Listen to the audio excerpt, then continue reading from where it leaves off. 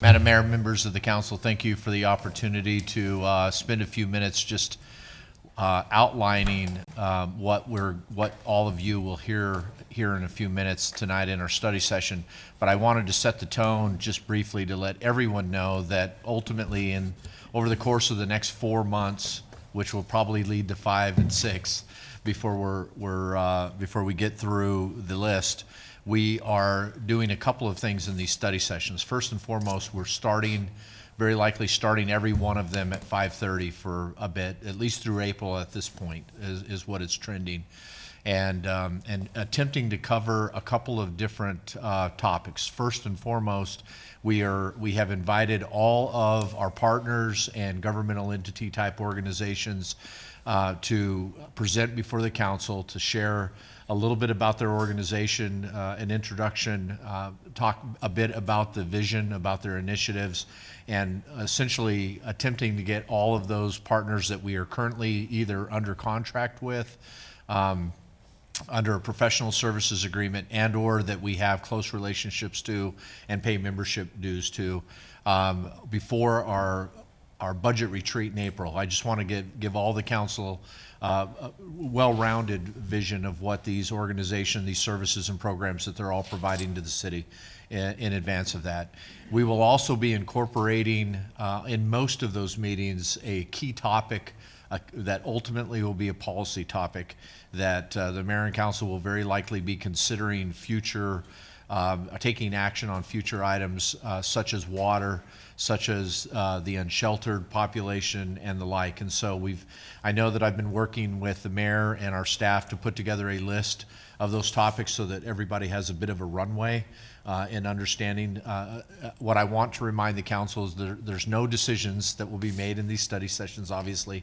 This is information and educational purposes primarily, but with the hopes that we can take bits and pieces of the information that can be incorporated into those requests for council action when the appropriate topic is going to be heard. And so tonight we've got our first partnership, which is the Sun Corridor, is the Boys and Girls Club of the Sun Corridor, and Mr. Matt Lindberg will be presenting on that. And then following at 6 o'clock, we'll have the Arizona Water Company. They will be in to talk through the alternative designation of assured water supply, which again I understand is a very complex topic, but we want to begin to provide some information on that, on the new rulemaking that has recently passed, and the context of a potential partnership in the wastewater operations side and the reasons why the two work hand in hand on the east side of the interstate. And so with that, Madam Mayor and members of the council, I'll introduce Matt Lindberg to the podium. And he's indicated to me that he's got 8 pages of presentation to make tonight, so I've limited him to 30 minutes. Okay. And I see you have a tie on, Matt, so that means you're asking for money. That's what you've always told me. I had 2 jokes for tonight, and you stole the 2 of them. That last time I came, I had 3 pages. Tonight I have 8, and I have a tie on, so thank you. I guess my apology then goes to Councilman Romo, who sat through part of this same speech last week at the elementary school district office. So I apologize that you've heard some of this twice. So, that's perfect. Thank you. No, Mayor Fitzgibbons, Mayor Pro Tem Herman, rest of the council, City Manager Raines, thank you for giving me the opportunity to be here tonight to speak about Boys and Girls Clubs of the Sun Corridor and our partnership with the City of Casa Grande. It's been about 1.5 years since my last presentation, and in that we now have a mix of longtime members and new faces, wanted to go a little more into our history of our partnership than I normally do. But just as has been the case with every presentation I've ever given to this group, my hope is that you walk out of here tonight with a better understanding of how important the City of Casa Grande has been to our organization throughout our history, but especially in our formation in early years. With a clear sense of how much our organization appreciates and values our partnership with the City of Casa Grande, and a sense of pride for the role that each of you play individually and collectively in the impact that our organization has on the lives of thousands of young people every year. So thank you for the opportunity. Before I dive into the history, though, wanted to start my presentation with a brief overview of our mission and of our framework. Our mission is to inspire and enable all young people to realize their full potential as productive, caring, and responsible citizens. In practical words, we want to be a safe place for young people to go when they're not in school. We are part of Boys and Girls Club of America, and our national organization has been around since the early 1900s. There are over 1,100 local organizations worldwide, because we're on military installations throughout the world. And while all of these local organizations may physically look different, we are all unified in our pursuit of the following three outcomes. Academic success, where we want all of our members to graduate from high school, ready for college, trade school, military service, or employment. With good character and citizenship, we want all of our members to be engaged citizens who are involved in their communities and who model strong character. And healthy lifestyles. We want all of our members to adopt a healthy diet, practice healthy lifestyle choices, and to make a lifetime commitment to fitness. So by focusing on these outcomes, we know that we will help club members succeed both today and in the future. So just for reference, that was about a page and a half. So if you want to do the math in your head, you can calculate it out by then. So literally the next topic, I didn't know what to call the next subject, so I just titled it Beginnings, and we'll see where this takes us from there. In the mid-'90s, which was the best decade, by the way, in the mid-'90s, as Casa Grande Union High School was planning its move to the new campus and the city of Casa Grande knew that it would be taking over the old campus, a steering committee was formed to review and determine the best way to use the old high school gym to serve young people. This committee was a who's who of Casa Grande dignitaries, but of special note tonight were the two city representatives who served on that committee, Mayor Bob Mitchell and Jerry Sullivan, who at the time was the community services director. From day one, before day one, the city of Casa Grande had a vested interest in our organization. This committee ultimately reviewed 3 youth service models: starting a Boys and Girls Club, starting a YMCA, or starting a standalone locally run nonprofit, before ultimately deciding to move forward with the Boys and Girls Club model. Boys and Girls Club of Casa Grande was incorporated in May 1997, and as the group transitioned from steering committee to our initial board of directors, they began working towards 2 goals. I can see you guys, every time I turn a page, you guys are, anyway. The organization, 2 goals. The organization would start serving young people with a school-based club at the beginning of the 1998-1999 school year, and the organization would move into the old high school gym as soon as possible. At this point, would also like to stop and highlight that both Mr. Mitchell and Mr. Sullivan continued serving on our initial board of directors, where they were also joined by future Mayor Bob Jackson. Over the rest of 1997, the beginning of 1998, the board began fundraising, developing partnerships, and working towards the 2 goals I just mentioned. Again, the city of Casa Grande played a huge part in the formation of our organization by committing to financially support the club with funds collected from the bed tax. The organization started renovating the old gym and began working with Casa Grande Elementary School District to develop the initial after-school program. Would like to pause here and recognize the role that CGESD has also played with our organization and its success since day one. We can't speak highly enough of them or thank them enough for their support throughout our history. So, Councilman Romo, please pass that along to your counterparts. After years of planning, our organization officially started serving Casa Grande students in August 1998 as an after-school program that met at Saguaro Elementary School. CGESD transported students from every elementary school and the one middle school at the time to our club, a practice that they continue today, and we served approximately 50 kids a day that first year. And after completing the renovation project, we moved into the old gym on June 1st, 1999 for our first summer program. As the years moved on, daily participation in our program consistently grew as we marketed our programs and the community grew. And as we solidified our place and standing in town, we wanted to serve more young people, especially those that would never come to our actual club. So we partnered with CGESD to offer Smart Moves, a BGCA prevention program, to every 5th grade class here in our community. And in one of the worst decisions we ever made, we agreed to take over operations of the local youth soccer league in 2003. Thank you, all of you, for coaching and sponsoring and letting your kids play in that league. There's some nodding. There's a lot of nodding up there. So, in the mid-2000s, based on demand for our services, we were able to increase our number of clubs. the beginning of the 2004-05 school year, we opened our Arizona City branch at Arizona City Elementary School for our second club. And with this, we also changed our name to the Boys and Girls Clubs of the Casa Grande Valley. And while we're talking about 2004-2005, I'd also like to highlight that Mayor Pro Tem Herman served as our board president that year. Over the next 10 years, to keep up with growth of Casa Grande and the corresponding increased demand for our services, we opened 2 more school-based clubs in Casa Grande. The Ironwood branch opened in 2007, and the McCartney Ranch branch opened in 2015.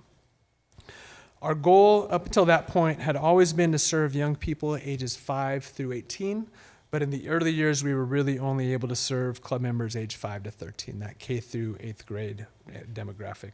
In early 2016, we started working with Bill Schwind, who at the time was the Community Services Director and a member of our board, and the Casa Grande Union High School District on an idea to serve high school students in the Vista Grande Library. After a successful 6-week test run at the end of the 2015 school year, we officially opened the lounge in August of 2016. That club continues to operate today, and we continue to receive national attention within BGCA for being one of the first organizations to serve teens in a school-based setting. Many of you attended Casa Grande Union High School, and I hope you don't take offense to this statement, but the gym was old when we went to school there, and the gym was old when we ran a Boys and Girls Club there. So throughout our history, we always knew that we wanted to eventually secure a long-term home. I don't have enough time to go into all of the backstory behind the new recreation center and our place in it, but please hear me when I say we love, in all capital letters, love the new recreation center. We had many conversations about the building before moving in and are so grateful that city staff set aside space in the new building for our organization to serve kids and allowed us to be part of the design process.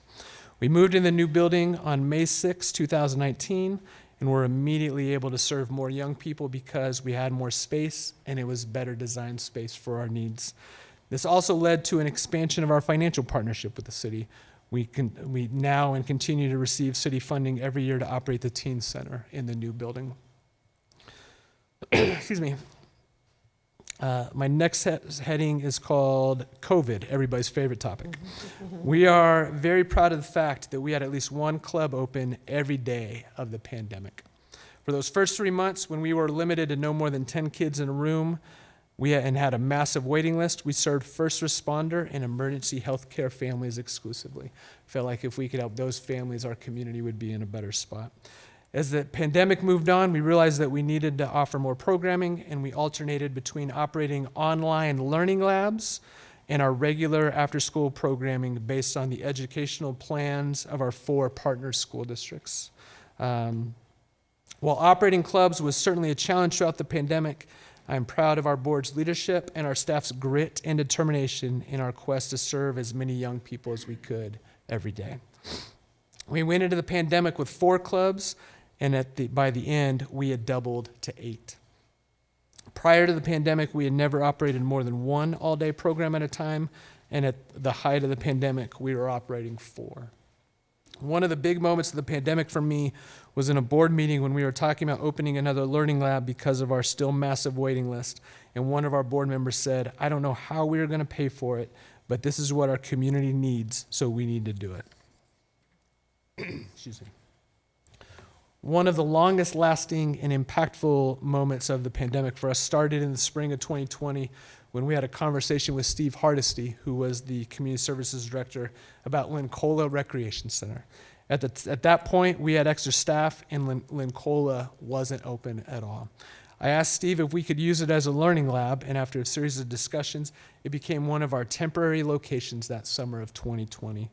Our organization served the Lincola community well in that role, and after another series of discussions, we officially agreed to a program swap with the City of Casa Grande in August of 2021, where we took over operations of Lincola, and in the greatest day in our organization's history, the City of Casa Grande took over operations of the Youth Soccer League. We immediately closed the building for a small renovation project, because what better way to announce it to a community than closing it, but still served those club members with a school-based club at Palo Verde.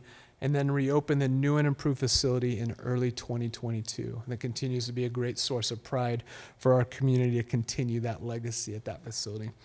With this new partnership, the city also agreed to a short-term expanded funding increase again, which will expire after next year. Not only has Lincola given our organization a second home for regular out-of-school time programs like our holiday and school breaks, but it has also allowed us to serve more young people on Fridays during the school year, as CGESD is now a 4-day school week. Currently, we operate 7 clubs, 1 in Arizona City, 4 in Casa Grande, and 2 in Maricopa. Of these clubs, 5 are school-based and 2 are traditional standalone clubs.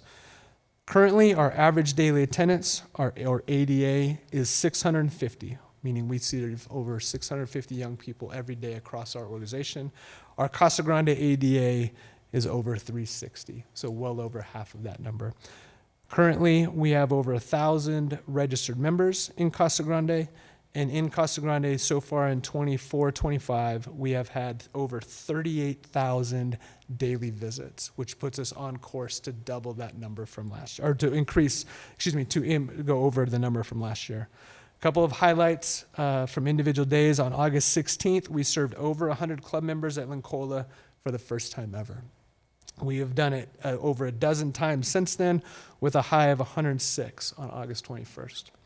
On September 4th, we served 426 Casa Grande club members, making that our highest single day total ever. And that was also the first day that we surpassed 200 club members at the Nap Lawrence branch, and it was also the day that we hit the highest number in our organization's history at 729. Moving into some financial information, our monthly program fee is $80. Our organization wants to ensure that our services are available to all families and all young people who want to use us, so we provide financial assistance to any family who needs it. On top of that, we don't charge teens or any of our families from Palo Verde any fees at all. So currently, over 55% of our members receive some level of financial assistance come to attend one of our programs. Our current operating budget is $1.8 million. We get those funds from the following revenue streams, and they are broken down by percentage. Business and individual contributions represents 30%. Fundraising events represents 5%. Government support represents 20%. And within that 20%, 13% of our overall budget is the funds that we receive from the city of Casa Grande. Grants represents 20%. And program fees represents 25%. So we joke that we have the worst business model in the world. Every time we take in another kid, we lose more money and need to raise more. So it's what we're here, though, and it's the challenge that we love and embrace. So thank you, City of Casa Grande, for your continued and generous support. As we look ahead, for the last 4+ years, our biggest question has been, how do we get through today? And if we were lucky, how do we get through tomorrow? It seems like everything has slowed down, though, and as a result, we've been able to talk amongst our staff and board and ask questions like, what do we want to be doing in 6 months? And if money wasn't an issue, what would the club experience look like? And so it's a really incredibly exciting time for our organization. Just a couple small examples. We started a guitar program at the Nap Lawrence branch for teens prior to the pandemic. We're excited to bring that back this year. We also started a bucket drumming class at Lincola for our younger members, and it is as awesome as you would imagine. Pool noodles and Home Depot buckets. We should have seen the young men hitting each other with the pool noodles. That was on us. We continue to opt for programs like Positive Action, which is a prevention program, Power Hour, which is a homework help and tutoring program, and Triple Play, which is a healthy habits program. Our goal is to continue to deepen our impact on our members. From a fundraising initiative, as Mayor Fitzgibbons, that's the first time I've ever said that publicly. That was fun to say. From a fundraising initiative standpoint, we want to expand and strengthen our current events and campaigns. Dancing for Our Stars, again, for the 4th year in a row, I am not billed as a performer that day, so that's my favorite part of that.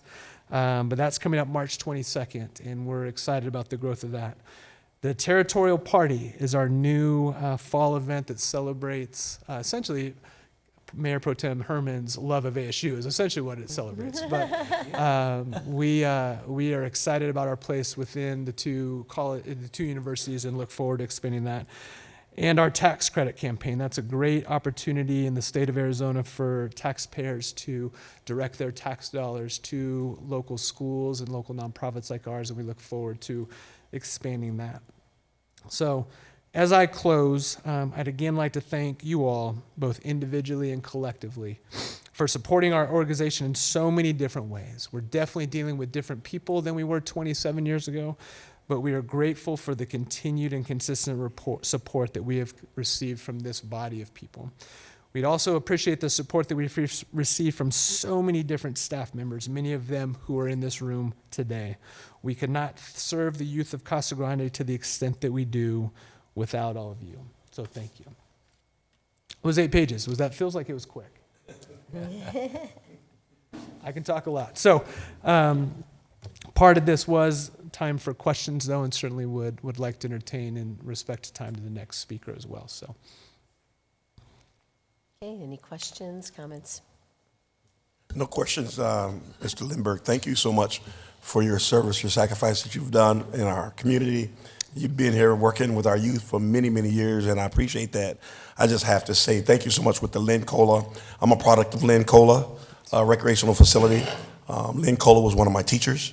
And so I'm so thankful that we got that up and running, and it's going very well. It looks very nice inside, different. The gym is different. But so thank you so much for keeping that product, Lynn Cola, going. And I know it's really helping our community and even the relationship that we have, even with that school over there, Palo Verde. I'm so thankful for you all doing that. So I just wanted to say that to you. great, thank you. Anyone else? Okay. I would just like to comment, thank you. I was there on Partner Garage when you opened, and I was at Cactus when the Parks and Rec opened for our students, and it's just a great opportunity for them. It's a great place for them to go after school, and I appreciate you and all you've done for our community. Thank you. Sure, Matt. So, so I remember years ago, over 20 now, and we were getting the soccer program. I was on the Boys and Girls Club side at that time, and we were getting the soccer program from the city, and like, who's going to run it? And there was this kid I went to high school with who had longer hair and earrings and whatnot. Excuse me, but he knew how to play soccer. Good looking. So like, hey, let's give it a shot, right? And we had another director at that time, and I want to say one of the best decisions we made, because Matt's a product of our city as well. And he kind of skirted the issue, but my claim to fame, besides being older than Matt, as he'll point out every time we're together, That's true. is that I was president of the board when we hired Matt. We had a situation come up, and we were looking for someone to take over, and we found the right guy. Look, here we are 20 years later, giving back to our community so much. We had a little recognition ceremony today over at the Boys and Girls Club. I got to check it out when it was operating, and Matt was very a little bit embarrassed, humble, but all the kids were gathered around, and when he walks in, all the kids just get excited, and they were happy. You can tell that he's the heart of that organization, and we were talking. I mean, the facility looks great still. It's holding up very well. We were talking how fortunate we were to have a facility like that, because we started out in the old Cougar Gym all those many years ago, which, like as Matt said, when Matt and I went to high school here, it was old at that time. It's been a while since we went to high school here. And then one of the neat things to me today is I got to see the teen program, because we've wrestled with that as a city, as a youth commission, as a Boys and Girls Club of always getting the teens. But there was over 25 teens today after school in the teen center, and it was great to see them. And I mean, it's just a hub of activity over there. So, again, one of the greatest things we did, hire Matt, and for him to keep a job for 20 years here. I mean, we're just very fortunate. And I talked to other board members, Jessica McClinic today too, and she goes, yeah, no one stays at jobs that long anymore. But he told me he's going to stay for another 20 today. So. Wow. I heard you say that. But I was in that conversation. But just thanks a lot, Matt, for for doing all this for our community, and it's a job for you too, but it's so much more than that, and people can tell that it's it's a labor of love, and it's not just a job for you. It's your passion. So Thank you. Thanks a lot. Yeah, and again, I appreciate the kind words. I represent a lot of great people in this role, right? So, thank you. But there's an army of great people walking beside me. So, thank you.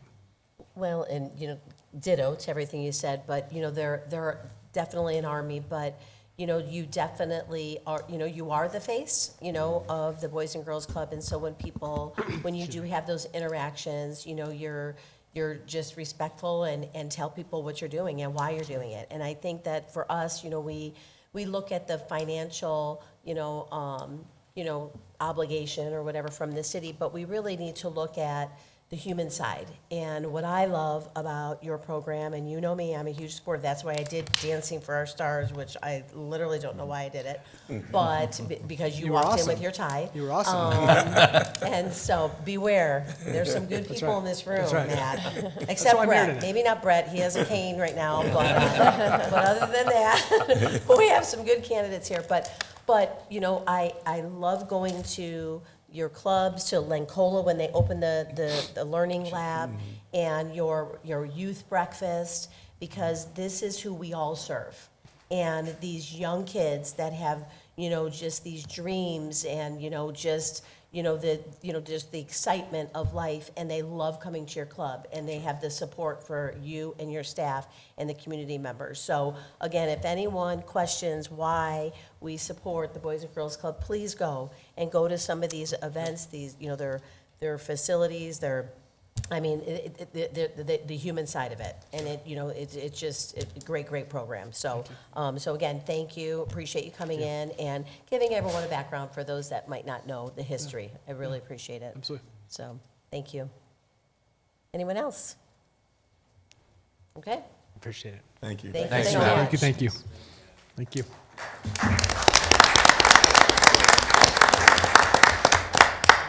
Madam Mayor, I thought it would be appropriate for me to spend just another minute before we get into the topic of the ADOS and the 208, just to perhaps provide the new council members with a bit of an overview of the process. And so typically during our budget process, sometime between February and March, each of our partners that are providing these services that you're going to learn about here in the next few months, there is an application process. Really, it is an opportunity for us to better understand the resources that are being requested by the specific entity, as well as the scopes of service and programs that they anticipate providing to our community, perhaps even on the behalf of the city of Casa Grande. That is consolidated. You all will get copies of that as part of our budget process. And then we ultimately, based on the final discussion with council, we will allocate a dollar figure into our tentative budget. And then usually in the month of June or July, we're bringing the professional services agreements back to the council for your consideration. We typically do those all together based on the feedback that we've received from all of you during that budgetary process. But I thought it would be important for you to understand that context as you hear the following organizations, and we anticipate having all of the organizations ranging from the chamber, who actually serves as our destination marketing organization as well. They'll be presenting. We'll be hearing from the Pinal Alliance for Economic Growth. We'll be hearing from the Historic Museum. We'll be hearing from the Pinal County Water Augmentation Authority, just to name a few. And so again, we've got those queued up. Some of them will come, we'll have a couple of scenarios where we have two organizations in one night, but ultimately we'll at least try to get one scheduled between now and the end of March so we can get through all of them before we meet in the budget retreat. And so with that, I want to pivot. I notice our friends from Arizona Water Company are here, Fred Schneider and Terry Sue Rossi. I had mentioned earlier as we opened the meeting that we wanted to spend some time with the council discussing the alternative designation of assured water supply, which is a methodology that a number of individuals within the community and the county, along with the water providers within the Pinal County AMA, have been working on diligently for a couple of years as one of the solutions to the water model issue, the groundwater model issue that we've been dealing with. And unlike Matt, I don't want to steal Fred and Terry Sue's thunder tonight, so I'm going to pause there. They're certainly the professionals. I think I know all of you know, I don't know that many of our residents recognize that the city is not the water provider within the incorporated city limits. That is Arizona Water Company. We do own a small water company that's outside of our city limits that was acquired in roughly 2001 with the intention of using that groundwater supply to provide services to the Copper Mountain Ranch development.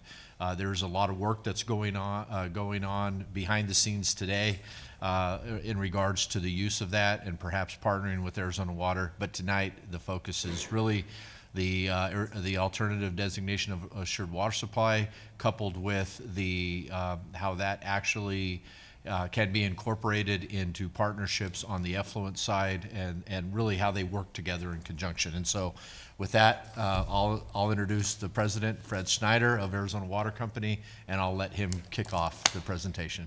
All right. Thank you, Larry. Great to be here. Thank you very much, Mayor and Council, for the opportunity to come in and present to you, to everybody, about some of the work we're doing. 2 items we're going to talk about tonight is a quick update on what we're doing on the East Casa Grande wastewater, which is on the east side of I-10. If you may recall, those council members who were here before or may have been watching, we did an update back in February of last year. So I'm here to do another update of where we are today on that project. And then also, after I'm done, Terry Rossi, who's our Vice President of Water Resources, will get up and give a little more detail of all the work we've been doing with the city and some of the other partners in the Pinal AMA on the ADOS program. So we'll get started. Quick update. So the area we're looking at that you see in the orange color, which is you can see through, that is the city's Casa Grande's planning area, the DMA area. What we show in red is the Plan 208 planning area, which we would be looking to be the wastewater provider for, which you'll notice overlaps identically to the city's planning area. And then you'll see the blue boxes are the areas we're looking to actually serve in the initial CCN application and the initial phase of the wastewater project. You'll see we have the CCN application includes about 6,900 residential equivalent dwelling units with a capacity of that project about 1.7 million gallons of wastewater flows a day. The project will be serving Post Ranch, which you can see on the right-hand side. We have the insert. Number 1 is Post Ranch. Then we have Springwater Point, Hacienda Estates, and we included Phoenix Mart in the overall development when that project's ready to go. We can add other areas to develop to this wastewater facility and the plan by filing a CCN extension to add those projects when they're ready. So those folks that are not already included in the initial application can be added in a later date. It's about a 6-month process to get through that application process with the Corporation Commission. And I'll give you a little update of where we are in that application process shortly. Basically, to add to other folks, we'll need to have a quick wastewater master plan done so we can quantify the flows, quantify where the sewer mains will be, and then size the facility for the next expansion. And I'll get into the wastewater contractor that we selected. They're very unique in building a modular facility so we can easily expand it as we go. There's not things that you end up having to tear apart and redo. They basically repurpose all the different basins as the plant expands. We are looking to ultimately have 2 wastewater facilities, water reclamation facilities, on the east side of I-10. The first one we're looking at is the one to the south, which is located on Post Ranch. Chose that one because Post Ranch is one of the first developments to go forward. Ultimately, we'll need to have a larger facility than we'll be able to put on Post Ranch. So at some point, we'll expand that into the north water reclamation facility. That'll be located off of Overfield Road, probably someplace a little bit north of Cottonwood Lane. Don't have the exact site laid out. I'll give you a little more detail on how that works here shortly. But we're looking to ultimately have 2 wastewater facilities to serve the entire area on the east side of I-10. So here's a little more detail. So one of the key components on the wastewater side, as Larry mentioned, is the effluent. And as Terry Sue will get into next on the ADOS program, for the Assured Water Supply program, the effluent plays a key role in adding the renewable resources to the ADOS program to allow us to entitle and develop new residential homes. It also is key to be able to keep the water resources that are necessary for those homes at an affordable price so that we can make sure we stay competitive in the market and have affordable homes. So you'll see on the south water reclamation facility is where we're planning to do our initial facility. We'll be recharging at that site, probably for the first 2 or 3 MGD of capacity. At some point, the basins that are located on that property will be reclaimed so that we can use it to expand the wastewater facility. It's going to be great. We already have the holes there, so we can expand the facility. And ultimately, we'll move the regional facility to the north at the north facility, and that's where our regional recharge facility will be to put all the effluent back in the ground. And that'll be the effluent that isn't reused for various parks, landscaping, and direct uses that we can find. This will be water we'll put back in the ground, and we'll recover it for future use. The black circles you'll see are what we call the area of hydrologic impact. What they call is kind of the 1 mile safe harbor. So if you recharge water and recover it within that 1 mile area, you don't have to go through and firm up that water actually shows up in that recovery well. Outside that, this becomes much more complex model-wise. So everything we try to do is within the safe harbor criteria. So you'll see that area is fairly large. Up on the north water reclamation facility, in anticipation of that, we've already drilled a well, and we'll be expanding that and building a new plant up in that area.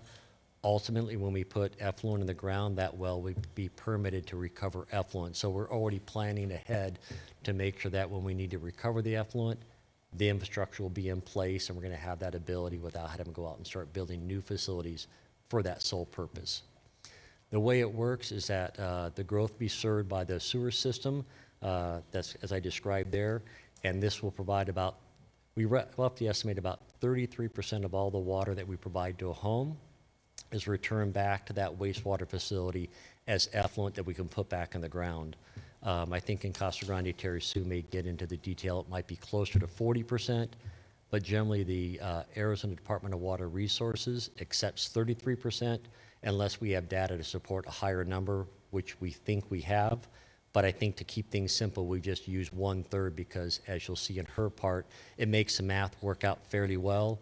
And if we can get up to 40%, it only makes things more cost effective from the home standpoint. So I see the 33% being kind of a worst case scenario in the sense of the least amount of effluent that we'll be getting back in the ground.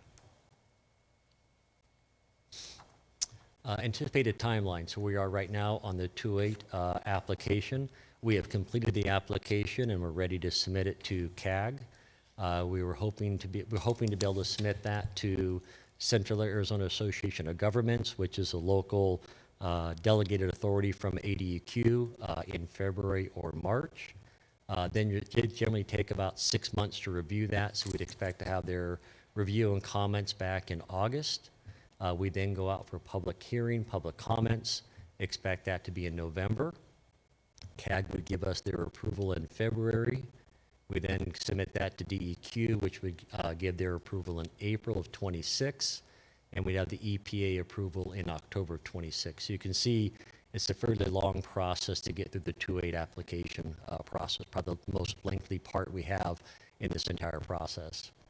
The 2.8 CCN application, we filed that application, finalized in February. We filed it in April of 2024.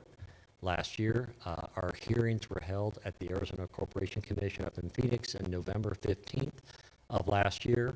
The hearing went very well. It was a very abbreviated hearing. Larry Raines attended that hearing, kind of observed what was going on, really down to some minor issues to get in front of the judge to make an opinion and order. And would expect the CCN to be up for approval to the commissioners in March of 25, so just a few months away.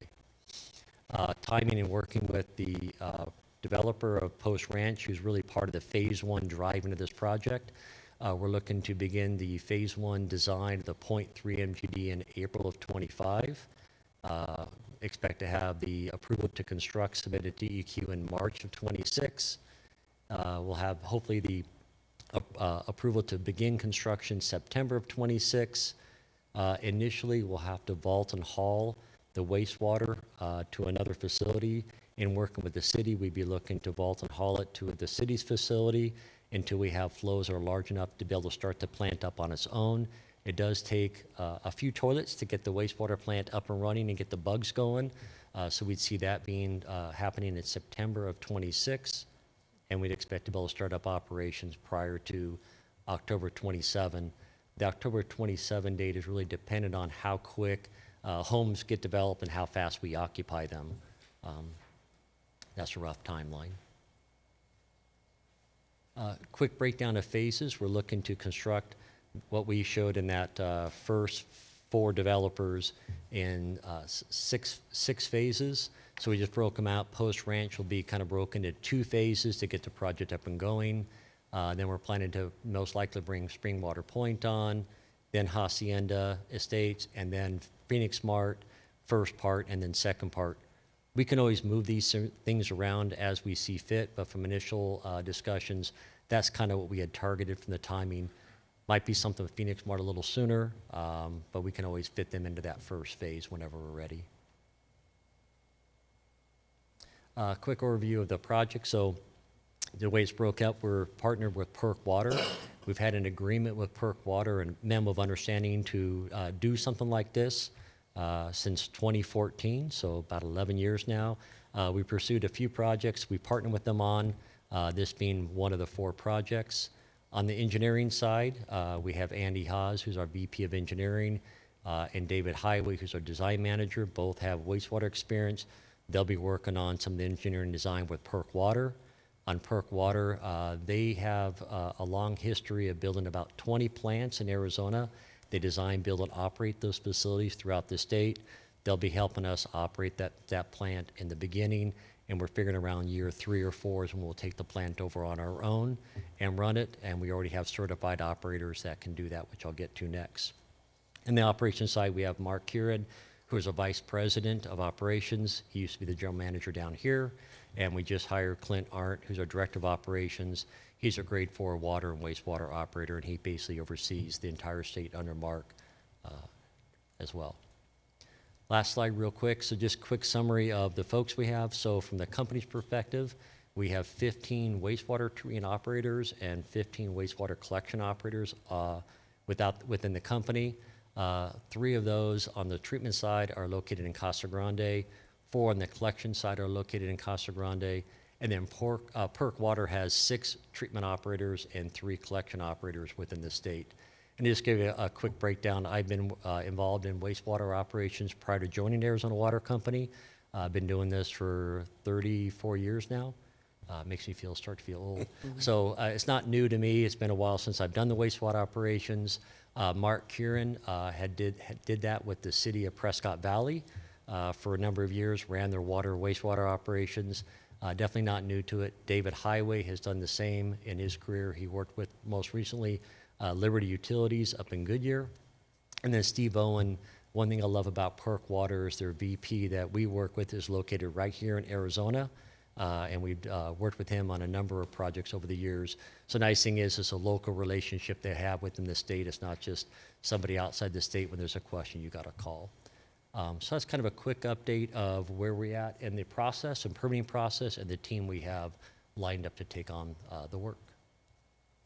And with that, that is the last slide I have on the wastewater side, because I know there's a lot more to talk about on the ADOS. But again, is there any question? I know I went through that fairly quick since we've done an update before, but there's also new council members, so if there's questions, be more than happy to answer those.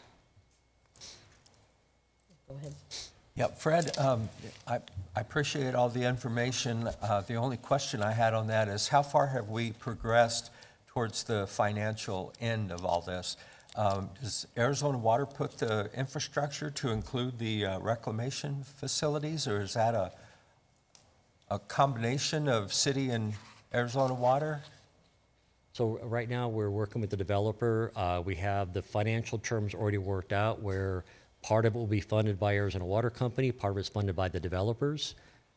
Generally, as a utility, we don't go in and fund the utility infrastructure hoping that things go forward, so there's a whole refunding process. So it's a partnership we have with the developer. And then we're working with the city on various opportunities there might be on how the funding might occur outside of just what the developers looking at doing. And developers here, Kevin Peterson's here, if there's any questions that maybe he could answer that I can't. But Okay. I don't know if I answered that correctly. But it's a joint funding project I between was us just and. trying to foresee in the future, are we going to need the money to build 2 reclamation facilities? So no, from a city funding standpoint, there is no city dollars we're looking at to utilize for funding either of the wastewater reclamation facilities. That'll all be funded by the various developers that will pay fees along the way, like hookup fees and such, or funded by us as the investment into the infrastructure. Okay, all right, thank you. Question, Matt? With this, you guys would be owning all of the effluent water on that side? At that point, which is gonna be pretty valuable someday. Are we giving up anything by doing that? I'm just curious, or we would have to put in our own plant in order to own the effluent, correct? Madam Mayor, Mayor Pro Tem Herman, the short answer is that it becomes a key element for the next topic in the ADOS, but in essence, the city would control 100% of the effluent on the west side of town, the effluent that we're generating today, as well as, it's going to be, it's going to be a key discussion that will ultimately transpire for these developers that are pursuing the ADOS solution to find development.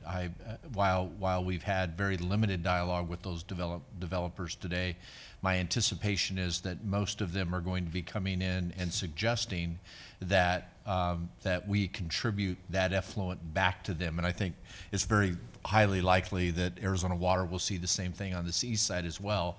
Any new effluent that they generate, I think there's going to be an expectation that effluent is being dedicated back to their project to meet the terms of the alternative designation. But Fred, I don't know if you want to add to that, but I know Terry Sue is likely going to begin to cover that in the next half of this topic. Yeah, she'll get in much more detail, but our commitment on the effluent is that the effluent that's generated within the area I described will be utilized and stay within the Casa Grande area. None of that effluent, are we looking to go do something different with it outside of that area that is generated from. That's where it came from, that's where it needs to stay. And if I can just expand on that to give the council a context of the mechanism, as part of any type of partnership, there is a licensing agreement that the city will and Arizona Water would ultimately enter into, and provisions that really define how that effluent is going to be utilized will be incorporated into that licensing agreement. I know probably that's a big economic linchpin for this whole project. The other thing I was wondering, kind of along those lines, as we had talked about it before, back Steve Miller was a big proponent of these purple pipes. Like, so if we do new building on that side, and you guys may know more, I don't know if this is a place to talk about it, but you know, is recovering more of that water from homes, as you build the homes new, it's a lot easier to put that type of system in. And I know other municipalities have done it. Is it that beneficial? I mean, it's a big question for this limited time, but is there any thoughts to that? I mean, I know that come more from our side with building code type stuff, and I don't want to put an unnecessary burden on anybody. But if the effluent's so important to this side, maybe it would make sense economically for them to do that. So to keep the answer short, but 2 points. So where the effluent can offset a potable water demand, that's where it's valuable, because there's less water resources, renewable sources that have to be acquired on the open market to offset that. And then also where those uses are high enough, large enough that you can actually fund that infrastructure. Putting those pipes in the roadways isn't inexpensive. So to use it just for miscellaneous landscaping would be probably cost prohibitive. But what we can get is like pocket parks and get it to open spaces and things where there's larger demands or it's along the pipeline. Those would be ideal locations to reuse that effluent to the best that we can. So just very, very targeted, obviously. But yeah. Very targeted, and you gotta look at, make sure the demands are high enough and you're gonna get the bang for the buck out of it. And I know you guys think about a lot more than we do, so. I would think so. And Madam Mayor, if I can just add additional item, because I think it's going to become I know it's going to become a key topic that this council is going to be evaluating as well, is that the idea of how effluent is utilized and allocated is likely, there's going to be some movement from what our traditional approach has been in the past. And I know that the council is aware today of the vision that we have had at the city in order to ultimately looking for a path that can recharge 100% of that effluent discharge that comes out of our plant after it's treated.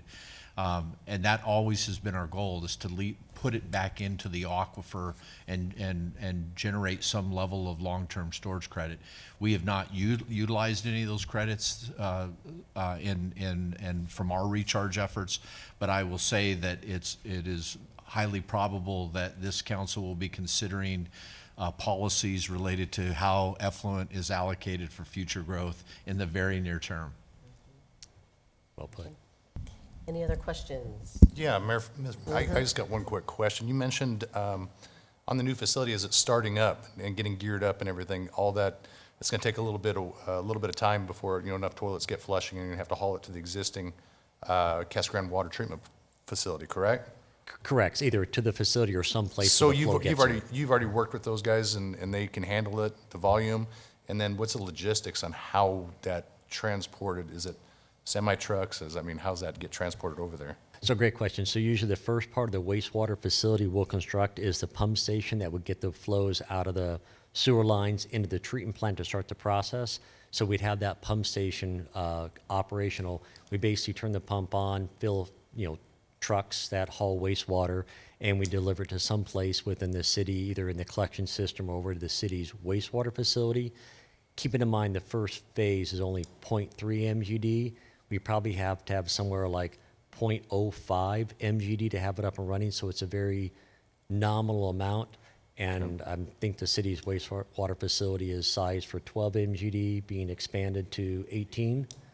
So when you figure 0.05 MGD out of That's negligible. 18, I don't want to say it's nothing, but it's fairly negligible, but we'd have to work that out with the city to make Okay. sure that that capacity is made available. And you're working with them, and you will work with them in the future, I'm We have assuming. talked to the Yeah. city about that Okay. when we're ready. They're open to doing that when we get to that point, but we also got to get the timing of when Right, it's right. really going to be available, right? So those will be hauled on trucks. They're going to just haul right down Florence Boulevard, or? Probably not right down Florence Boulevard. We probably would find a way to hop Okay, onto all right. I-8 and come around the other way. It's Yeah, probably not. some- I mean, people do that now. You're hauling, things from septic tanks that people have outside of the Yeah. sewer area.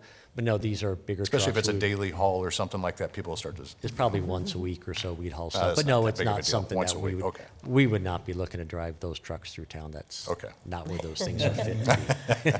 That's a good point, though, Sean. Yeah, great question, though. Yeah, we would not want those trucks if we could. No, I know the septic guys run all through town all the time and stuff like that as well. But, just as you see a single truck running through, if it was daily, it would look kind of weird, Maybe when it gets up near startup, it might be once a day or twice a day we have a truck. They are bigger trucks, though. They're not the septic haulers. They look like those, but they are larger trucks. But they're not trucks we take down Florence Boulevard. They're trucks we'd take down 10, 8, and back up the back way like Thornton or Perfect. something. Perfect. I think that's where they're more appropriate. Well, thank you. Great question. And Fred, I have a question. So I know on here you have, as far as the developments, you have Phoenix Mart. Yes. And so I understand, even though I don't know what's happening out there, but you have it on here. So, and you talked a little bit about the phases and the modular system. So that's why. So if nothing happens out at Phoenix Mart, it's not really going to affect anything as far as your costs or fees or anything that you'll pass on to the developments that are there. Exactly. So the reason we put them at the very end, again, the timing of Phoenix Mart's always I know. in question. So we put it at the end so they would not be affected by the timing and phasing of the various developers ahead of them. But to the extent that Phoenix Mart was ready to go as part of one of those developments, we'd make it instead of 0.3 MGD, we'd make it 0.31 or whatever the volume they would need and incorporate into that phase to make sure they had capacity when Right. they're ready. Okay. So Okay. it's because it's modular, we can fit them in just about whenever we Okay. need to. Okay, thank you. Okay, Fred, if you don't mind, I'd like to make one point before Terry Sue takes the would you mind going back to the graph that shows the geographic areas, Steve? One more, I think it is. Okay, if I can, just for the council's benefit, and I think this is important to again, for you to understand the importance of the alternative designation, particularly on the east side. If you look at this map, you'll see the 3 developments that have received a certificate of assured water supply.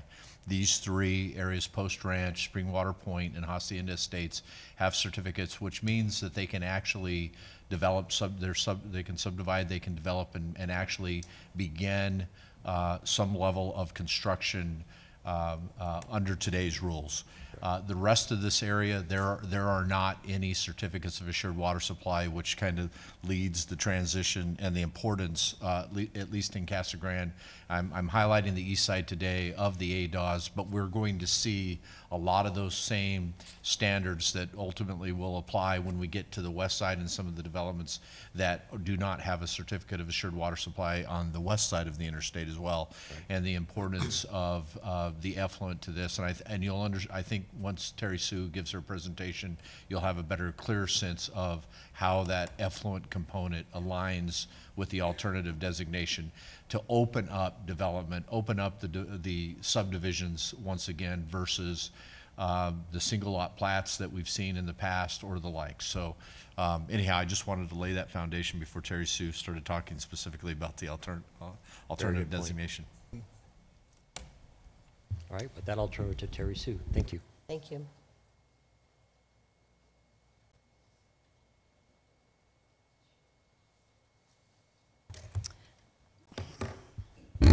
Whoops.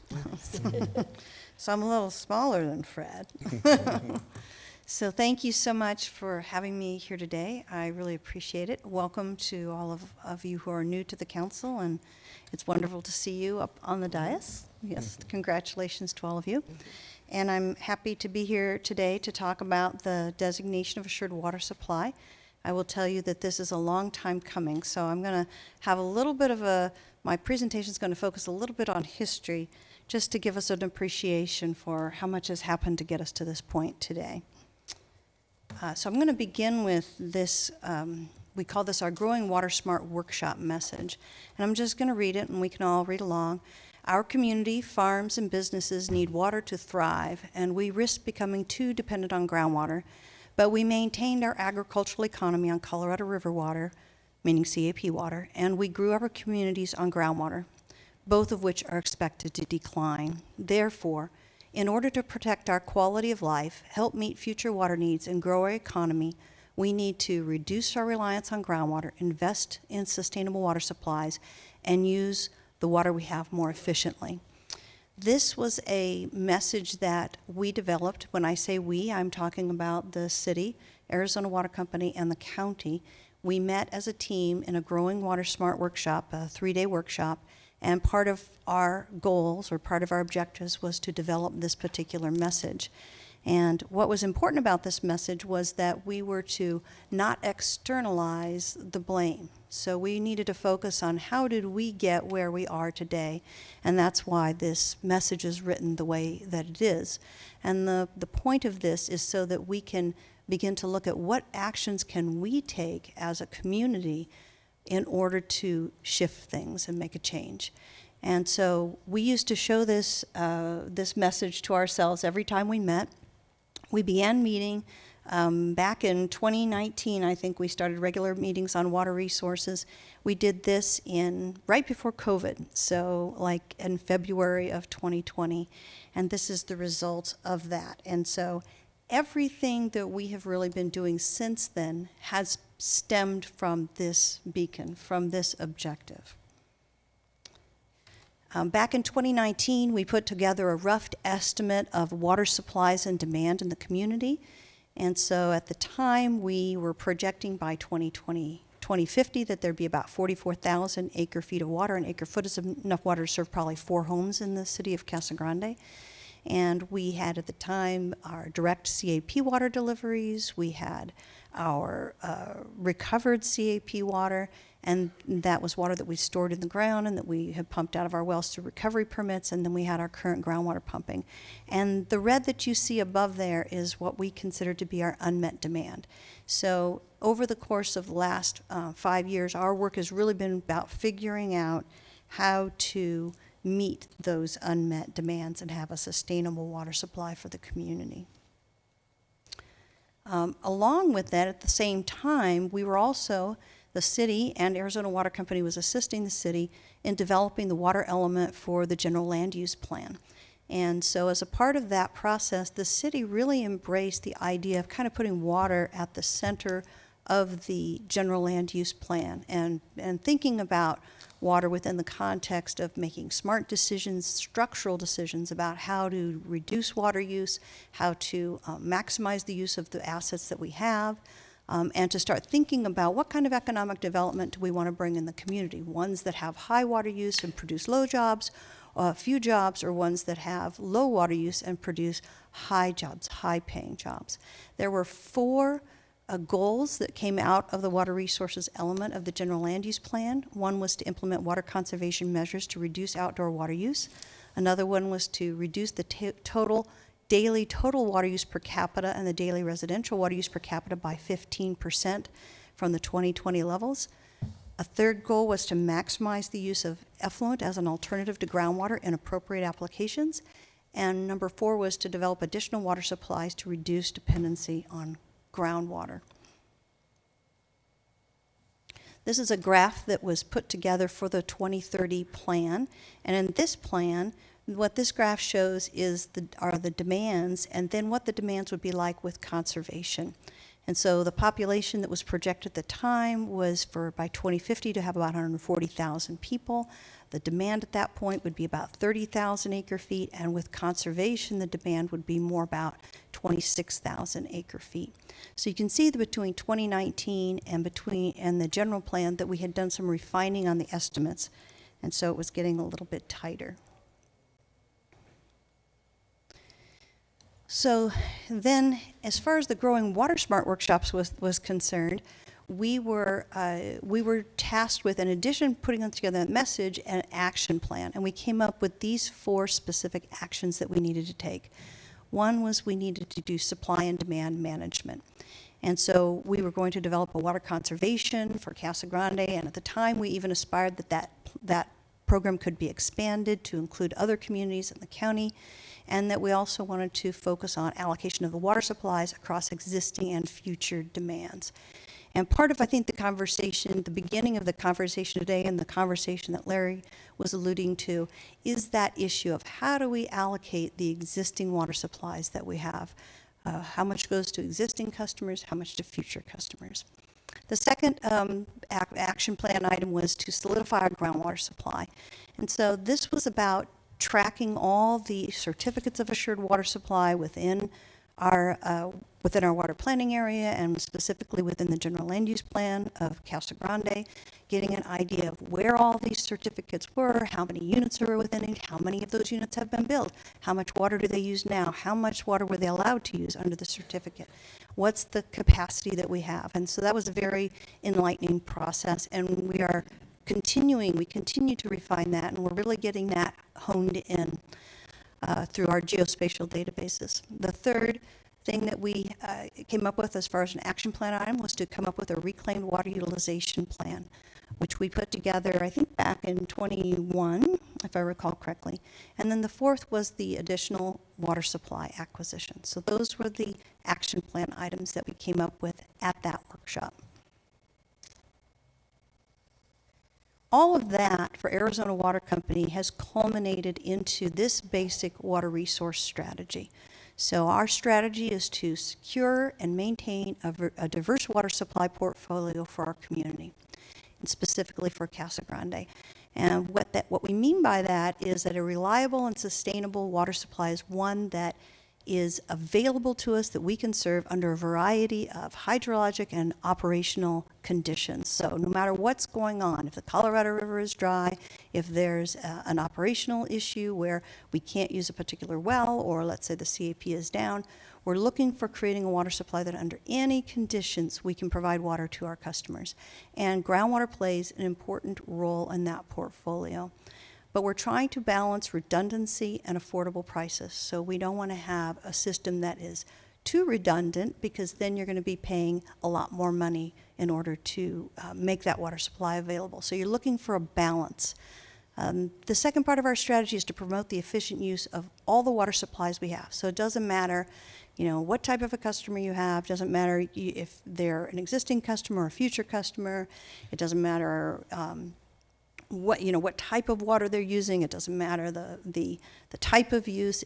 Whoever you are, including the city, including Arizona Water Company, we're going to use that water as efficiently as possible. Because we look at conservation as really creating a water supply in a way. To the degree that we reduce the water use, that's less water that we have to go out and acquire. So we also developed a water resource strategy at the time. And we still follow this water resource strategy. So one was the development of a demand management program. I'm hoping that all of you are familiar with the Casa Grande Save It program. So that's our water conservation program that we've implemented with the city. And it's been we implemented in 2021. We consider it to be our flagship program. And it's been featured in a number of different videos and articles throughout the country for its effectiveness and for its ingenuity. So it's a kind of a first-of-a-kind kind of program that's involving a city and a private water company, and taking the assets of the city and the assets of the private water company and putting them together in a single comprehensive program. The second strategy was to quantify our groundwater rights, and that was a part of the solidifying of our groundwater rights, and we've made great strides in that and have a really good handle on that now. The reclaimed water utilization plan was another piece of that. Allocation of existing supplies, and evaluation of shifting to an assured water supply designation. So today, after all this time, we are at the point where we believe, the city and Arizona Water Company believe, that this is possible for us to do. And so I'm very happy to be able to stand up and say that, because there have been times when I've wondered if we would ever get to this point, because it's been a big lift. We've also, another one of our goals was to apply for something called CAP and IA water. Another is the conversion of the Gila River water to municipal use, and then the acquisition of a buffer water supply. So these have been our strategies that we've been working on, and we've worked on all of these strategies with the exception of number 4. And number 4 is kind of where we're at today. Oops, there we go. So I want to talk a little bit about the Assured Water Supply Program and the evolution of the program. So an Assured Water Supply is a 100-year assured water supply. So in Arizona, back in the 70s, there was a lot of land fraud, and people were selling land and saying, hey, come on out to Arizona for $500 or $100 an acre, you can have your retirement home. And they would get out here and there would be no water. There would be no infrastructure, there would be no sewer, and people who lived in the East Coast came out here and discovered that they had been swindled. And so the legislature decided to do something about that, and they created this 100-year assured water supply program. Well, little did they know that at the time they would be developing an historic program that would become really a landmark piece of legislation that would be modeled across the United States, and at least the western United States, in other states. And so that's what they created. It was further refined in 1980 with the Groundwater Management Act, and then rules were developed in 1995. And then the most significant change to those rules was adopted last November, which is the part of the program that's going to allow us to make our transition from being a water provider that secures an assured water supply by specific subdivisions, and instead secures an assured water supply for our entire service area. So historically, and Larry was referring to this when he was talking about the certificates of assured water supply, the way that we got an assured water supply was for a developer to go out and prove an assured water supply for their specific development. So what we're doing is we're moving from a a piecemeal system of creating an assured water supply to a comprehensive approach to creating an assured water supply, where the city will have a much more active role in shaping how that happens. So that's kind of number one. So number two is the overallocation of the groundwater in terms of assured water supply determination. So over time, the Department of Water Resources was issuing these certificates of assured water supply, and right around, I'm going to say 2015 timeframe, they started to notice that there was something going on. And so they started to dig in deeper into their models, and in 2019, October of 2019, they announced that there were too many assured water supply certificates issued, too many assured water supply determinations issued relative to the volume of groundwater that they found within the modeling environment. And so there was they announced that there was 8.1 million acre feet of what they called unmet demand, but basically that meant the groundwater model was short about 8.1 million acre feet. And at that point, they basically put the skids on things. The economy, the Great Recession, had kind of put the skids on things, but right around 2018 timeframe, you might remember, things started to cook again, things started to improve. And then in 2021, June of 2021, the department officially announced that no new certificates of assured water supply would be issued in the Pinal AMA, anywhere in the Pinal AMA, if they were dependent on any groundwater. And so that effectively shut down any new subdivisions. So that means that if you got your certificate of assured water supply, and the last one that was issued was in July of 2011, then those were the only pieces of land in Casa Grande where you had an assured water supply, and the only pieces of land that could be subdivided going forward. So then all that happened, and then between 2020 and 2024, we've had a number of different pieces of legislation, and then those have had varying success, but not to the degree of creating a path forward for us in terms of an assured water supply. But in 2024, the Assured Water Supply Program was modified by the Department of Water Resources, actually as the result of the Phoenix AMA model having unmet demands. And we fought like crazy. The city of Casa Grande, the county, the water providers down here fought like crazy to get this same methodology applied here in the Pinal AMA. And on November, right before Thanksgiving, we were successful in making that happen. And the mayor, I like to say that the mayor and I closed the whole thing because we were the last two people to speak, and on the day that they made that decision. That's right, they sent in the closers, huh? Yeah, we were the closers, which was great. That's a great feeling. You get a lot of credit, but I have to say there were a lot of people's shoulders that we were standing on. Absolutely. So, but I'm glad we were good closers. So just some highlights about how we call it the alternative designation of assured water supply because it's an alternative method. There's really not three methods now. There's still designation and certificate, but this is an alternative method of securing an assured water supply at the service area level. So one of the highlights is that as a water provider, you're bringing in a water supply and you're pledging it for your entire service area. And so every time a water supply is pledged, then you have to dedicate 25% of that water supply to the existing customers. So the overall objective on the designation is to go from however much groundwater you're using today, the objective is for you to really, in the end, only be using a very small amount of groundwater that they consider to be renewable, which is roughly 4% of your demand. So you're really working to go from being a groundwater-based system to being a water provider that uses a very small amount of groundwater. So the other thing that is sort of kind of high level is that CAP and CAP water and effluent that's historically recovered in what we would call outside the area of hydrologic impact. You might recall Fred showed you a picture of the safe harbor. Those were the rings around the recharge project. So inside of that ring is what they call the area of hydrologic impact, and that 1 mile is sort of a default. But you can model something and show what you think it actually is and make those areas larger. And so historically, Arizona Water Company has recovered CAP water outside the area of hydrologic impact, and we have not recovered any of the effluent. It's only been stored. And so one of the things that the rules said is if you have a water supply and you're storing it and recovering it outside the area of hydrologic impact, we're going to let you change how you're using it. And we're calling that repurposing it. And you can store that water inside, or you can store and recover inside the area of hydrologic impact, and you can count that as a new water supply towards your designation. So that was another critical piece that we needed in order for this to work for us.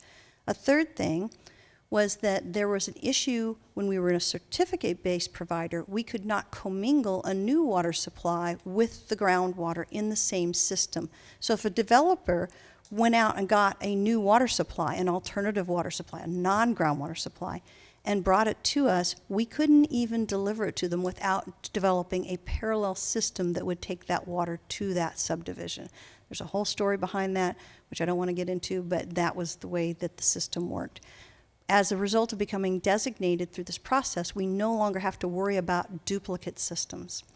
The other thing that the Department of Water Resources said was, we're going to honor all these groundwater allowances that were issued with these original certificates. So when these certificates were issued, they were given some groundwater to live off of for a period of time until the renewable supplies were available for them to use. And so that was also an important part, because it gives us a cushion to go from this groundwater-based system off onto the renewable supply system. And then they finally agreed to allow for the use of these extinguishment credits that were pledged to these original certificates to also be honored, which is really more of a financial mechanism. And we'll have other conversations where we can talk about those.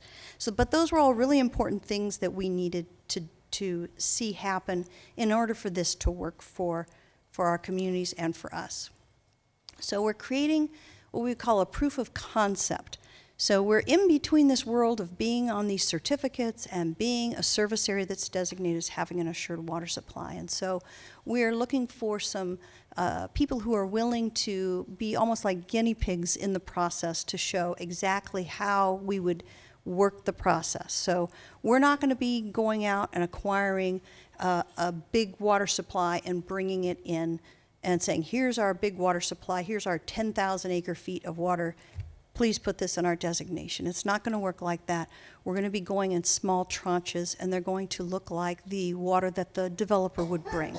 So I'm going to describe how that process will work a little bit. So if the new development has a demand of, say, 300 acre feet, so the rule is that the water supply, you have to provide 25% in order to be given to the existing customers. That's called the groundwater offset. So the first thing we have to do is we have to gross up that demand number to be the actual water supply. So you divide that by, you divide that by 0.75 and you get to 400 acre feet. So the water supply that's being dedicated is 400 acre feet. A lot of people think, well, you just take the 300 and multiply it by the 25, but then the subdivision would be shorted, right? It would be short by 75 acre feet. So you have to gross it up to 400 acre feet.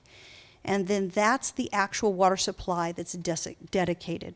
25% of that has to be used for the groundwater offset. Arizona Water Company will dedicate 100, in this example, 100 acre feet of its CAP allocation to make up that groundwater offset. And then, so by doing that, if the groundwater offset, if they had to pay for the groundwater offset and the demand, the cost of the new water supply would be about $16,700 an acre foot.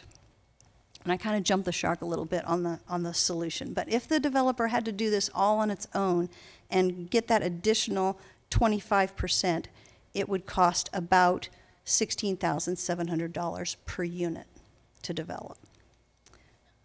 But now I want to talk about the importance of the CAP water and the effluent. So the 400 acre feet of supply, the way that we look at it is 100 acre foot would be met by our CAP water because we're going to be delivering that to our existing customers. So we don't expect the developers to bring that to the table. We have a CAP entitlement. We're delivering it to our customers right now, but we're recovering it outside the area of hydrologic impact. So now we're going to move it inside the area of hydrologic impact. It becomes a new water supply, and it's consistent with the designation of assured water supply. So that leaves 300 acre feet for the development's demand. This is where the effluent comes into play. So we are assuming right now that the effluent is going to make up about 33% of the demand. Like what Fred was saying, we actually think that that number is higher, but this is the number that the department is comfortable with. We're in the process of showing them data that will prove that that number is actually a little bit different. But as a result of that, then the developer would only need to acquire 200 acre feet, because 33% of the 300 is 100. So Arizona Water Company's dedicated 100 acre feet of its CAP water. The city is dedicating 100 acre feet of its effluent. Or, for example, if it fell within our CCNN, new CCNN for wastewater, we would be dedicating 100 acre feet of effluent and 100 acre feet of CAP water. That's how that would look. And as a result of those two contributions, the cost of the new water supply would be $8,300 per unit, which is less than half of the cost expected without the effluent and the CAP.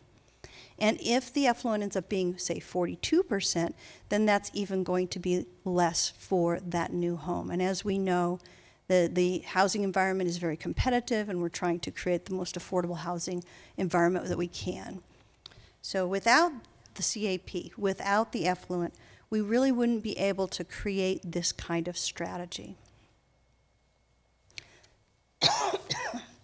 So here's a bigger picture of the general land use planning area, and this kind of gives a concept of kind of the complexity of the effluent management.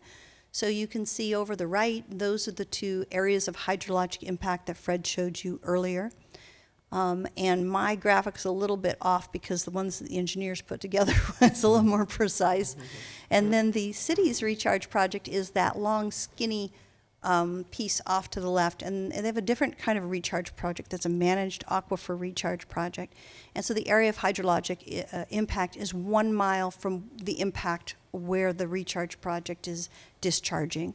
And so those are the areas that we're looking to recover the effluent from. And so the idea behind this is that the entity that produces the wastewater, that's the entity that's responsible, obviously, for collecting and treating the wastewater, and then also for actually recharging the water.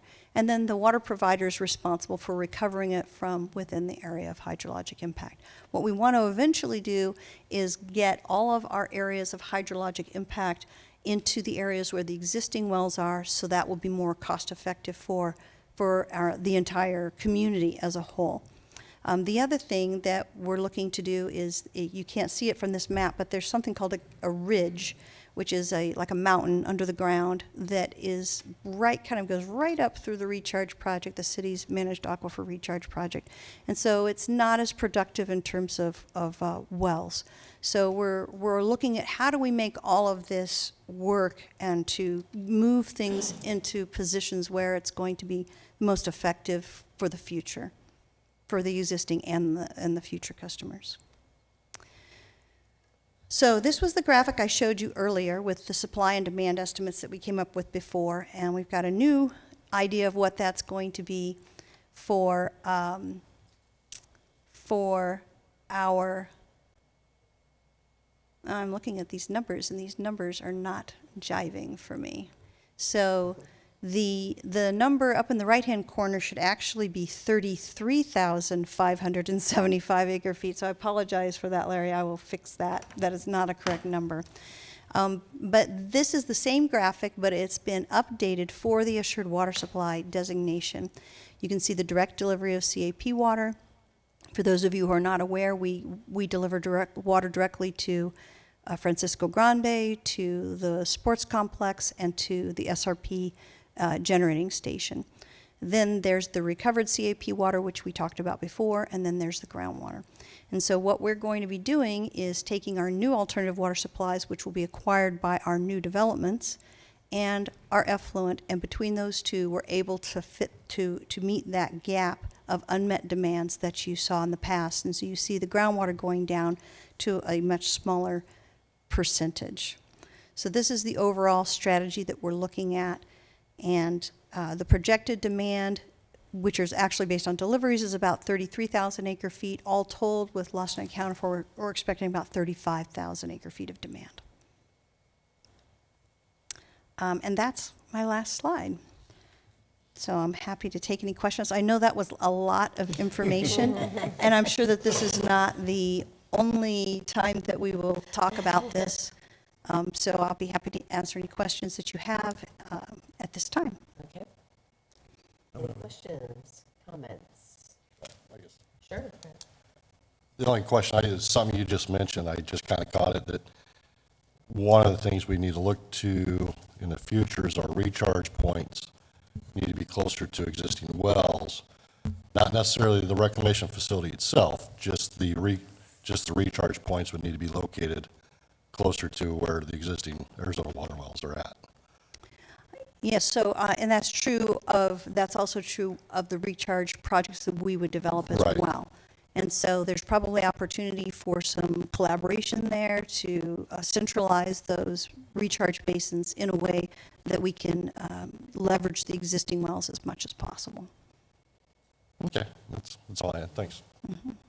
Any other questions, comments? No? Well, Terry Sue, thank you. I mean, obviously, you know, this is definitely, you know, huge and so much going on, but we really appreciate everything with Arizona Water. And I know we meet on a regular basis, once a month for sure, with Arizona Water and the city management. Of course, you know, the previous mayor was involved in all of this. So we appreciate, you know, we're hoping everything, you know, continues to go in our favor here. And so, but thank you for keeping us updated and Yes, thank giving you. everyone an update. We'll probably count on this more frequently, I would imagine, Yes. these discussions. So Yeah, thank this you. will be one of many conversations Yes. I think we'll be having. So Very. Thank you so much. Thank you. Have a good Thank evening. you. And Madam Mayor, council members, if I can, just summarize. First of all, I want to thank Fred and Terry Sue for coming tonight. And look, I totally understand that this is a lot of information, very complex, right? So I want the council to know that as you're evaluating this and just thinking about it, if you have questions, don't hesitate to give me questions. Obviously, if they get very technical in nature, I'm probably going to be shipping them off to Fred and Terry Sue for a little assistance. But just to summarize and perhaps close the circle, just to give everybody a bit of an understanding, better understanding. Today in Casa Grande, we have roughly 15,000 certificates of assured water supply where houses can be built today, right? And we know that there's not been one that has been issued, any new certificates for a number of years. And so as every new home is built, you subtract one from that list. We anticipate, and I think this is an important message for our residents, that that's going to give us a runway of probably 5 to 10 years of building new homes. And we've always understood that we had a bit of a runway as we were approaching the issues that we learned with this groundwater modeling issue that we were faced with. And the alternative certainly appears to be one. And again, the alternative designation of assured water supply, as Terry Sue has so eloquently pointed out, really brings some of the existing water supplies that we have somewhat near us today, the CAP, the effluent. This is still going to require developments to bring another water source, another water supply to this table as we move forward. But I do want to close with this, that because this is somewhat new in this AMA and likely in the state, I think all of you recognize that Maricopa AMA is dealing in certain locations with some of the same challenges that we are in the Pinal AMA. That there's still a process that we're navigating with ADWR that is going to likely mean that we're spending a lot of time and resources kind of understanding what they're expecting with these various applications. We do have a couple of development communities that are interested in coming along with us to evaluate that, and so there's a lot of things that we need to learn. We certainly are going to be continuing to address provide the council with briefings and updates along the way. And I guess I just want to close with the issue related to conservation, because I do think that's been one of the star elements of those initial sessions that we did with the Save It program. I typically, we get an update. Arizona Water's taken the primary lead on that conservation. The city has been a willing participant with the various audits and the like, and we are assisting in marketing that to our residents. We believe that conservation is a key component. although we've got to go out and find other solutions for actual supply. But I do typically, we do get an update from Arizona Water about once every 2 months, and I am sending that out to the council so that you can understand what type of activities are happening in conservation, because I think that is an important message to continue to express to our residents as we move forward in finding some of the other solutions. So with that, Madam Mayor, members of the council, I know you want to probably take a 5-minute break before we get started in the Here's regular one. meeting, Yep. so Okay, I will sounds good. stop here. Okay? Okay, so we'll go ahead and adjourn and come back in 5 minutes, right?